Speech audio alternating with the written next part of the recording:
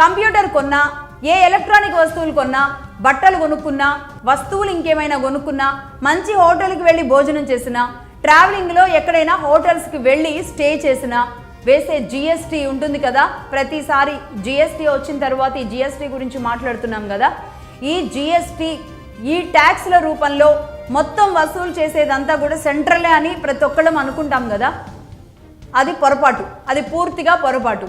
ఈ జిఎస్టీ ద్వారా వచ్చిన ఆదాయాలను సెంట్రల్ గవర్నమెంట్ ఏం చేస్తుంది అంటే ఆయా రాష్ట్రాలకు 60:40% అంటే 60% 40% చొప్పున మళ్ళీ రాష్ట్రాలకే ఒక 40% ఇచ్చేస్తుంది.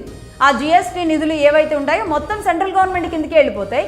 వెళ్ళిన తర్వాత ఆ 40%ని మళ్ళీ తిరిగి స్టేట్స్కి ఇచ్చేస్తూ ఉంటుంది అనమాట. అంటే సెంట్రల్కి వెళ్ళే జిఎస్టీ ఆదాయం కూడా రాష్ట్రాలకే 40% వస్తుంది. అంటే ఇంకెక్కడుంది? రాష్ట్రాలకి ఎన్నెన్ని రూపాల్లో ఆదాయాలు వస్తున్నాయి? ఒక్క జిఎస్టీ మాత్రమే కాదు, ఇన్కమ్ ట్యాక్స్ విషయంలో కూడా అంతే. ఇన్కమ్ ట్యాక్స్ కూడా కేంద్రానికి వెళుతుంది. అది కూడా 60-40 రేషియో నిష్పత్తిలో మొత్తం 40% అనేది రాష్ట్రానికి వచ్చేస్తుంది అన్నమాట.